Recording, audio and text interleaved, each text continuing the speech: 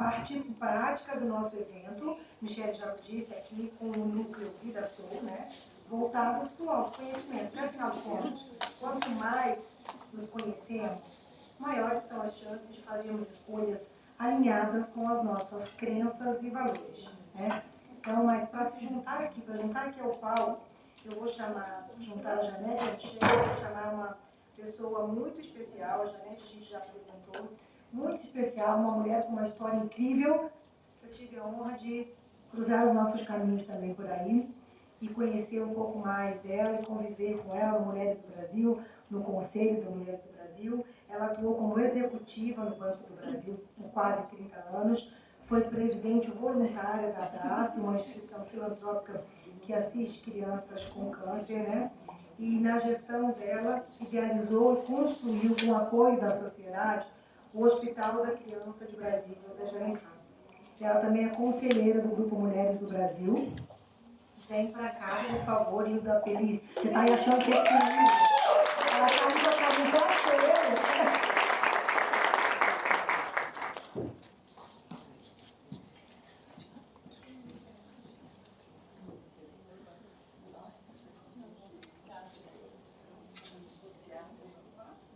Fala sério, Hilda, você estava ali na dúvida ainda se era você? Ela estava ali com a carinha esperando.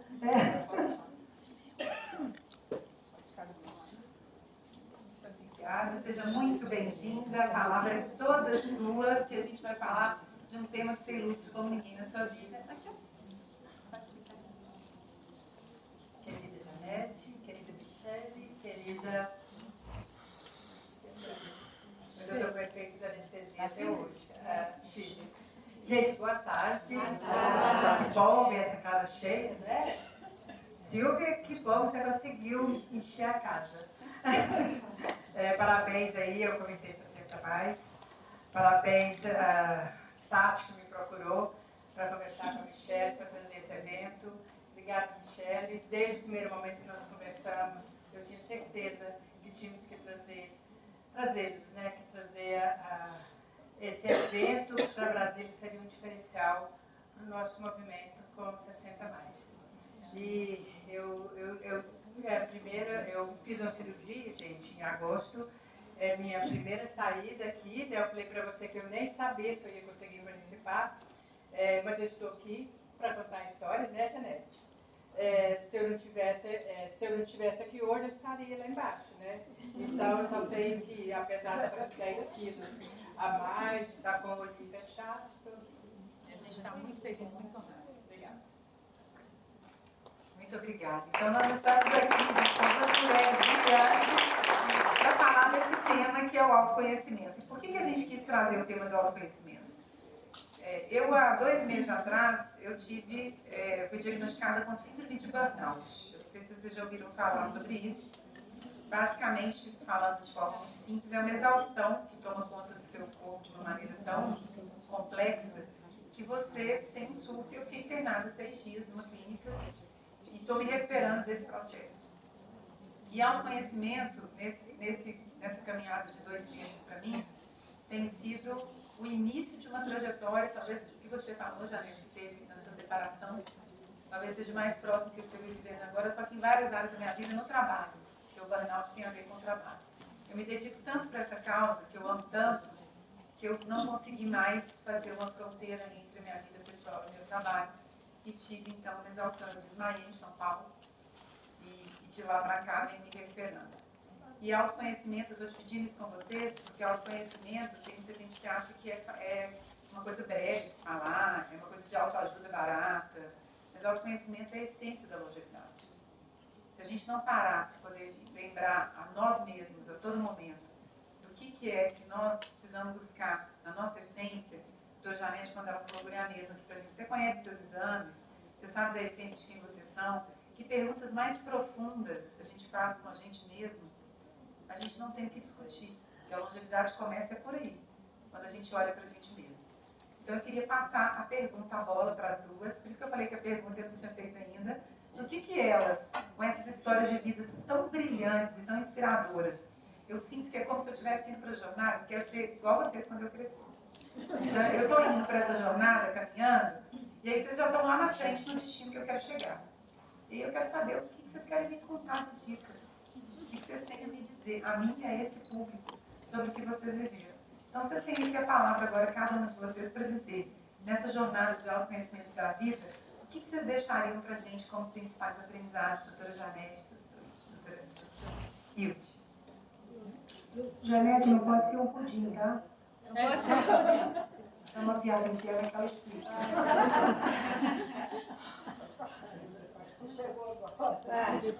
Bom, eu acho que primeiro o autoconhecimento, nós temos que começar por gostar da gente mesma, né? Então, de manhã, quando você se olha no espelho, o que, que eu vejo, o que, que eu acho que eu preciso mudar. Não é aquela ruguinha que aparece. Aquela ruguinha, ela faz parte da minha história. A idade que eu tenho, é normal que eu tenha rugas, né? Então, não é isso que pode estar me preocupando. Se o cabelo está aqui, está mostrando uma entradinha, eu ponho o cabelo do outro lado. Se eu acho que está demais o corte, eu diminuo. Então, são essas coisas que você olha no espelho e você pensa, está me agradando o que eu estou vendo? Se não estiver, o que eu posso fazer? É tomar o banho e passar uma coluna cheirosa depois do banho para você mesma, para você sentir bem com você mesma. Então, acho que o autoconhecimento começa por gostar de mim mesma e começa no dia a dia da minha vida. E as dificuldades da vida também, ela te leva a se conhecer mais. E aí depois eu falo sobre essas dificuldades. Eu passo a bola agora para a Janete. Dizem que o nosso melhor exemplo é o nosso próprio exemplo. Eu acho que hoje aqui o que a gente tem para falar sejam as nossas próprias experiências, porque elas são recheadas de conteúdo, de vivência, de dificuldades, de risco, de expectativa. E é isso que a gente faz ao longo da nossa caminhada, da nossa construção de vida, de tudo aquilo que a gente vai absorvendo ao longo da jornada. Eu sou muito intensa. Eu sou muito... Tudo que eu entro de cabeça. E esse é um risco enorme, né? Eu, às vezes, esqueço de mim mesmo. Você falou de burnout. Esse mês eu tive internada pelo mesmo motivo. Mas, enfim, são as experiências que mostram, está na hora de frear, né? O organismo fala, o seu corpo fala para você. E, de repente, você se descobre nessa roda viva intensa, onde você está em não sei quantos conselhos, em não sei quantos grupos de WhatsApp, não sei quantas atividades, além da sua atividade de casa, de família, de filho, da sua rotina do dia a dia. Mas é importante prestar atenção, mas o que eu sempre fiz foi o que eu fiz esse mês, o que eu fiz da outra vez, é ter atitude. Né? Eu sempre tive atitude quando eu tive um sinal. Né? Este mês, por causa disso, eu tomei todas as atitudes que eu precisava, e é lógico que algumas são compromissos que eu não tenho como me libertar deles, mas eu tenho consciência. Né? Então, o importante é você ter consciência do seu estado, daquilo que você precisa, de como é que você vai agir a partir de agora, qual é o tamanho da intensidade que você vai fazer. E uma coisa muito importante é que eu não sei fazer, e eu já paguei preço por isso, falar não. É muito difícil falar não. Os convites são muitos, né? As oportunidades da gente de estar ajudando alguém, de estar levando, né? Você sabe que quem está pedindo para você ir é porque ele confiou em você, porque ele quer ver você.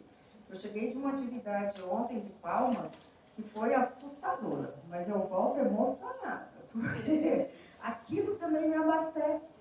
Então, assim, qual é o risco que eu estou correndo de fazer isso? Bate e volta, né? Eu tomei algumas atitudes depois do Covid, porque eu viajava 3 vezes por semana, às vezes.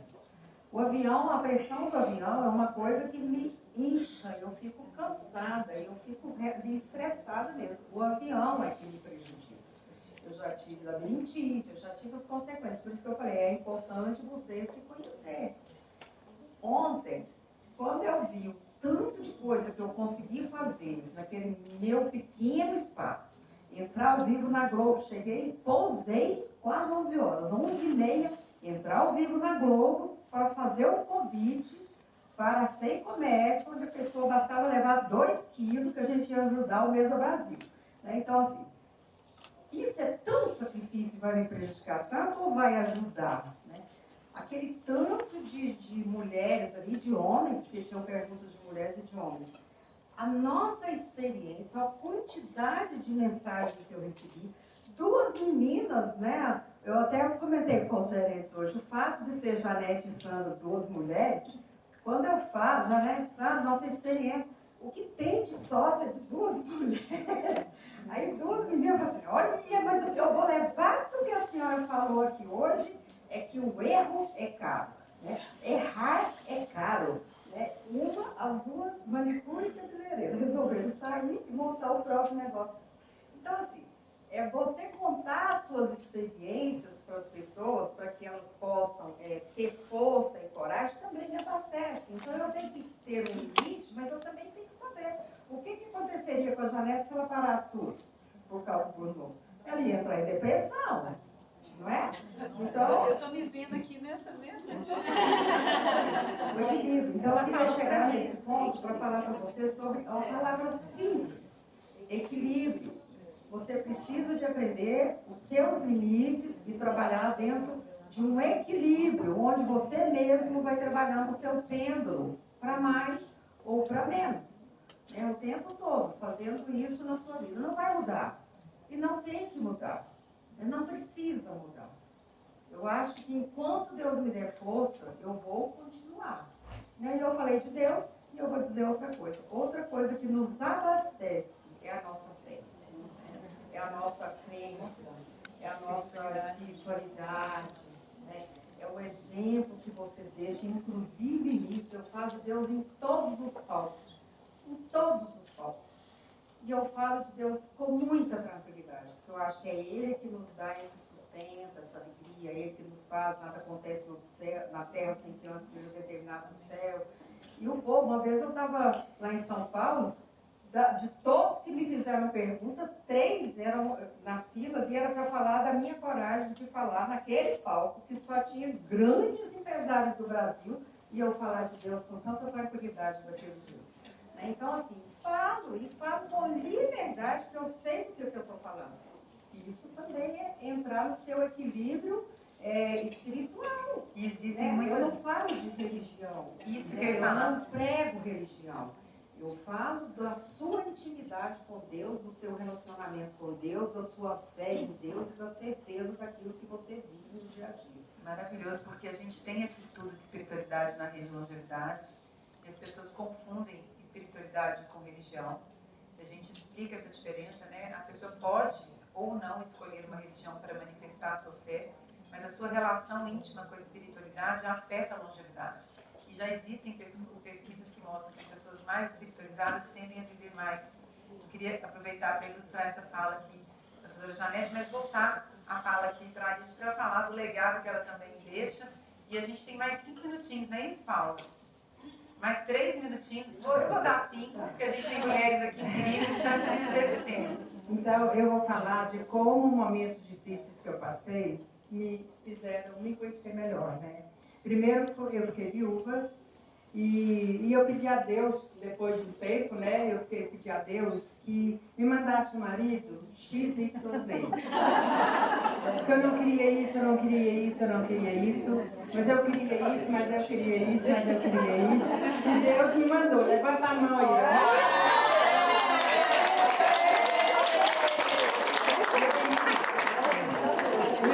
Deus me mandou. Bom, aí Não foi tanta dor, não. mas eu já falei que eu não empresto, não dou, não alugo, não faço nada com ele. Então, a Silvia fica assim, o seu marido é maravilhoso. Eu falei, pois é, Silvia, mas eu também não faço nada com ele, eu escondo ele, sabe? Bom, brincadeirinha, né, gente? Mas aí nós tivemos uma filhinha, e a nossa filha faleceu com 2 anos. E aí, o tratamento dela começou em São Paulo, terminou aqui em Brasília, no base, porque era o único local que tinha tratamento. E ali foi o horror do horror, desculpe se tem algum médico aqui do base, mas não é o problema dos médicos, os médicos são excelentes. Era a estrutura que não era parecida. Falta de quimioterápicos, todo dia o médico chegava lá, infelizmente o quimioterápico acabou. E prescrevia para cada mãe sair no setor de farmácia, comprar e dar para o hospital, porque ainda tinha que ser o nome do hospital. A maioria daquelas mães morava na invasão, morava na estrutural, nem tinha condição. Eu pegava as prescrições de todos que estavam no quarto comigo, ia lá na farmácia, comprava, a farmácia depois mandava entregar o nome de cada criança. E aí, um dia lá, minha filha já bem grave, né? E eu prometi para mim mesma que eu um dia ia tirar aquelas crianças de lá. E Deus foi mandando as coisas, né? Passado um ano, eu fui convidada para ser presidente da Abraço, que é uma instituição que ajuda crianças com câncer. E ali, naquele um ano que eu passei, eu vi que não tinha, eu estou até emocionando aqui, né? Porque falar dela é sempre emoção, mas eu vi que não tinha nenhuma condição de lidar com aquele luto. Eu não estava preparada para lidar ainda, né? Eu não tinha, como é que fala assim, processado o meu luto. Foi o primeiro autoconhecimento que eu percebi. Então, eu fui fazer cursos, fui fazer seminários e participei de vários eventos sobre morte e morrer. E aí eu aprendi e vivi e interiorizei que o nascer vai te levar o viver, né? O nascer, viver e morte. Como uma planta que nasce, cresce, floresce e morre. Como qualquer isso, qualquer coisa que nasce. Então, a única certeza que nós temos é que nós nascemos, vamos viver e vamos morrer. Alguns mais, outros menos. Que bom que nós estamos aqui hoje, né? E essa minha ajuda, esse meu conhecimento me ajudou a passar por uma cirurgia grave agora. Eu tinha risco de morte. Em nenhum momento eu me desesperei. Eu conversei com a minha família serenamente e estou aqui. Porque Deus, mais uma vez, me ajudou. Olha como Deus é maravilhoso comigo.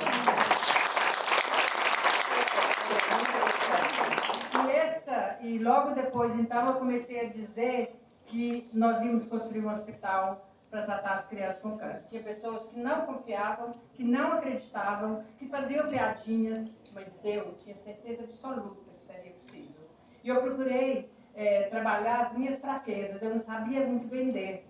Então, eu fui fazer curso de negociação, curso de vendas, para vender o projeto para empresas. Quem aqui? Tem duas aqui que me apoiaram. Janete e a Brasil Prévio, o Banco do Brasil.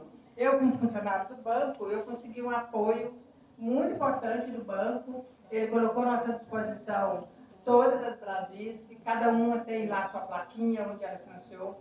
A Janete fez uma coisa maravilhosa, que foi fazer debaixo de tenda, fazer eventos lá para a rede dela, rede de fornecedor, rede de parceiros. E assim, quando começou a subir os primeiros tijolinhos, eu tenho certeza que muitos de vocês foram comer um Big Mac para ajudar.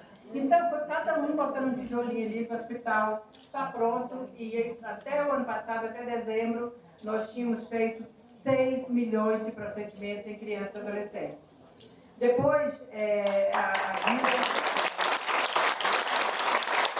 E nós, aliás, que eu administramos lá.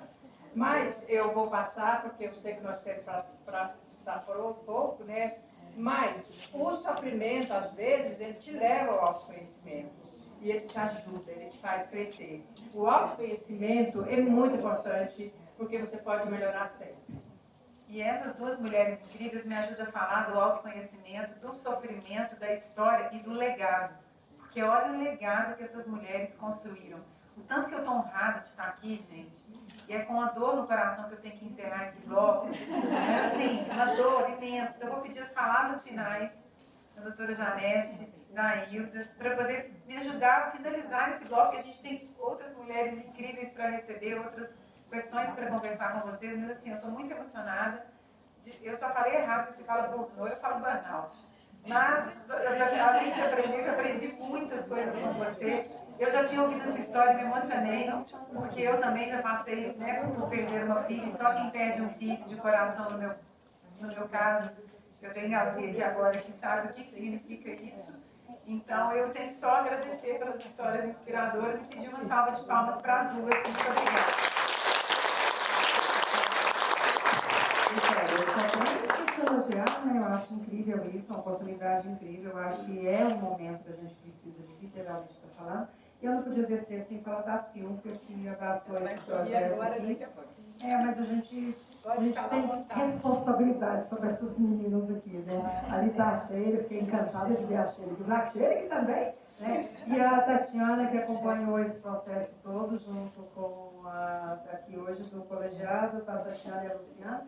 E a surpresa para a gente, que foi a Dulcijane estar aqui, ela é o tema dela, né? Ela que acompanha, ela que faz mentoria com as meninas do 60+. Então, veio de São Paulo, só para esse evento, então a gente fica muito honrado de estar aqui. E agradecer a todos Eu vocês queria que pedir para elas se prestigiaram. levantarem para a gente bater palmas para elas. Pode ser? Vocês podem ficar de pé? Eu quero falar com as mulheres do Brasil aí. Obrigada a todas as mulheres do Brasil. Você quer falar das suas palavras finais? Eu queria, antes da gente tirar as fotos. Eu queria agradecer ao Comitê 60+, eu sou a conselheira responsável pelo comitê, a Silvia Seabra é a líder, mas o mais importante é a união desse grupo. Nós já fizemos vários trabalhos durante o ano com algumas instituições. Eu recebi em 2022, que me sensibilizou para 60+. Foi durante a política, eu recebi uma demanda do grupo aqui de Brasília, do Fórum, né, de Instituições da Sociedade Civil, e aquilo me sensibilizou muito, nunca mais saiu da minha cabeça. Então, quando a Janete confirmou que eu ia ficar no conselho, no 60+, foi uma realização. Da mesma forma que nós mudamos a realidade da criança e do adolescente em Brasília, nós podemos mudar também.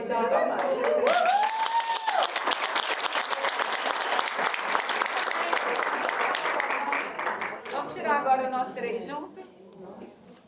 Fotógrafo aqui na nossa frente. A Cristiane fotógrafa com muita experiência importante nessa foto, hein? Muita história, muita emoção, muito autoconhecimento e muita inspiração. Janete, Hilda Pelício, muito obrigada pela participação aqui.